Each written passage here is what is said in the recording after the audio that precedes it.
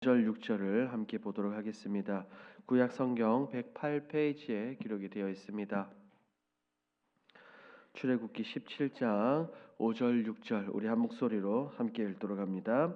여호와께서 모세에게 이르시되 백성 앞을 지나서 이스라엘 장로들을 데리고 나일강을 치던 네 지팡이를 손에 잡고 가라. 내가 호렙산에 있는 그 반석 위 거기서 내 앞에 서리니 너는 그 반석을 치라. 그곳에서 물이 나오리니 백성이 마시리라. 모세가 이스라엘 장로들의 목전에서 그대로 행하니라. 아멘. 오늘 본문은 백성들이 르비딤 광야 생활 중 르비딤에서 겪었던 사건을 다루고 있습니다.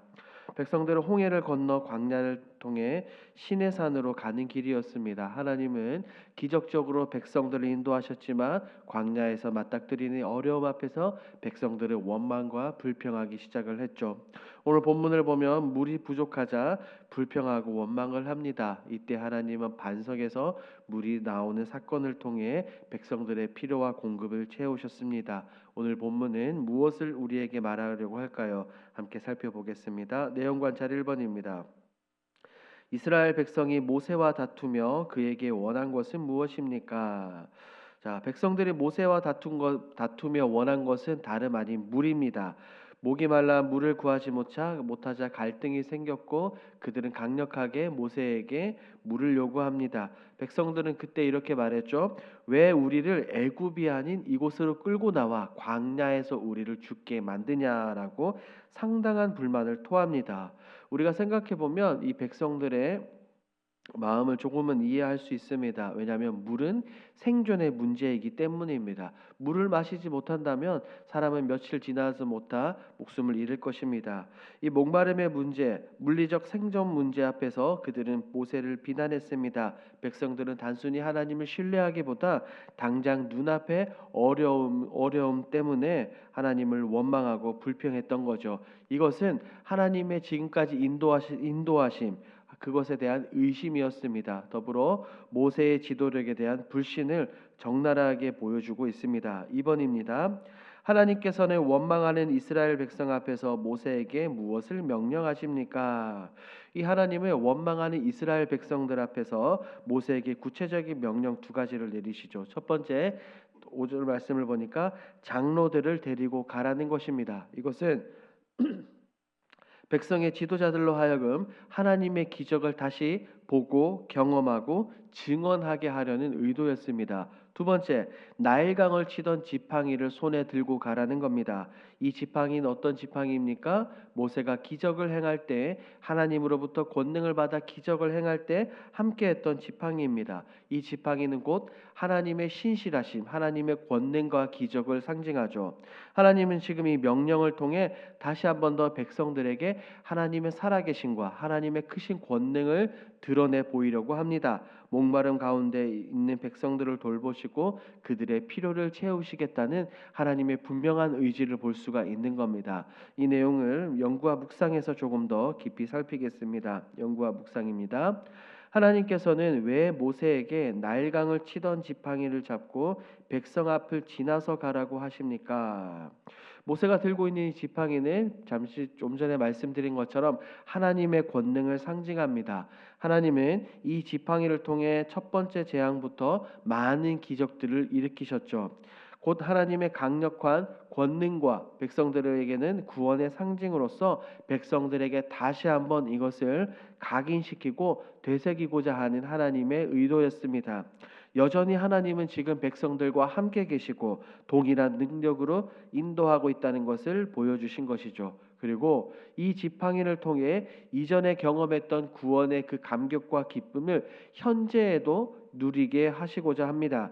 백성들은 애굽에서 큰 기적을 통해 구원받았음에도 불구하고 하나님을 의심했습니다. 바로 여기서 다시 한 번 더 이 권능의 지팡이를 사용하는 것은 그들을 구원하신 하나님의 신실하심과 지속적인 돌보심을 나타내는 겁니다. 세 번째로 하나님은 모세를 통해 하나님의 일하심을 드러냅니다. 일하신 백성들이 그것을 목격하고 그들의 믿음을 다시 회복하기 위함이었습니다. 백성들은 이 르비딤에서 갈증을 통해 시험하고 불평했지만 하나님은 그들에게 자비와 공급을 베푸십니다.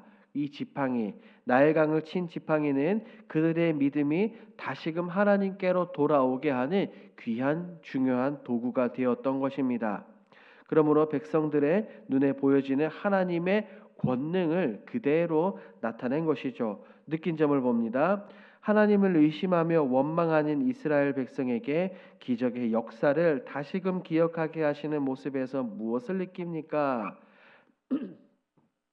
우리는 이 본문에서 끊임없는 하나님의 자비하심과 신실하심을 깊이 느낍니다. 백성들은 눈으로 믿지 못할 구원의 역사를 경험했지만 끊임없이 불평, 불만을 토했습니다.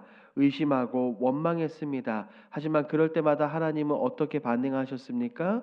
이 불평하고 원망하는 백성들을 책망하거나 버리지 않으시고 오히려 그들에게 구원의 감격과 기쁨을 계속해서 다시금 허락하시며 그들과 함께 하셨습니다.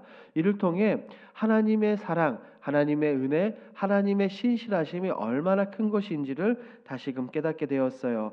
두 번째로는 하나님의 자비하심을 생각해 봅니다. 물이 없다고 불평하는 백성들에게 하나님은 물로 그들이 원하는 것, 그들의 필요를 그대로 채워주심으로 응답하셨습니다. 하나님의 무한하신 자비하심과 인내를 볼 수 있어요. 우리는 때때로 하나님을 의심하고 원망할 때도 하나님은 우리의 연약함을 이해하시며 우리의 필요를 채워주시는 분이라는 것을 다시금 깨닫습니다. 마지막으로 현재뿐 아니라 과거에도 베풀어 주신 하나님의 은혜를 기억하는 것이 굉장히 중요하다고 생각합니다. 우리는 연약하기 때문에 현재에만 집중을 합니다. 과거에 베풀어 주신 하나님의 놀라운 은혜와 사랑이 얼마나 큰 것인지 우리는 잊고 살 때가 많습니다. 오늘 본문을 통해 우리의 삶에도 하나님께서 과거에 베풀어 주신 은혜와 기적을 잊지 않고 감사하며 우리는 매일의 삶 가운데 믿음을 지키는 것이 가장 중요하다는 것을 다시금 생각하게 됩니다. 적용을 봅니다.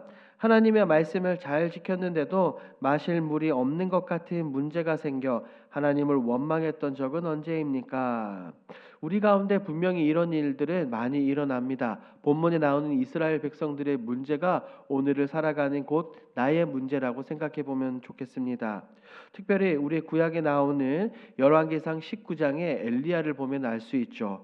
갈멜산에서 그 위대한 믿음의 영적 전쟁에서 승리했지만 이세벨의 위협을 받아 그는 어땠습니까? 광야로 도망을 칩니다. 하나님의 말씀에 순종했음에도 불구하고 죽음의 위협을 느껴 광야로 도망했고 그곳에서 그가 그렇게 말했죠. 차라리 죽는 것이 더 낫겠습니다라고 말합니다. 하지만 하나님은 천사를 보내 그를 위로하셨고 결국에 호렙산에서 최종적으로 다시 한번 회복시켜 주셨습니다. 우리 하나님은 바로 이런 분입니다. 우리의 약함, 연약함, 낙심을 하시며 육체적으로 영적으로 회복이 필요한 순간에 우리에게 찾아오셔서 우리를 신실하게 회복시켜 주시는 하나님입니다. 그러므로 우리는 원망과 불편 대신 늘 신실하신 하나님을 더욱더 의지해야 하는 겁니다. 마지막 결단입니다. 삶의 문제 앞에서 받은 은혜를 기억하며 하나님을 신뢰하기 위해 무엇을 실천하겠습니까? 오늘 본문을 생각하며 결단한다면 우리는 감사하는 마음을 유지하는 것이 얼마나 중요한지를 다시금 깨닫습니다. 과거에 하나님께서 주신 은혜를 기억하며 어려운 상황에서도 감사할 수 있는 여러 가지 이유를 찾아야 합니다. 이것을 통해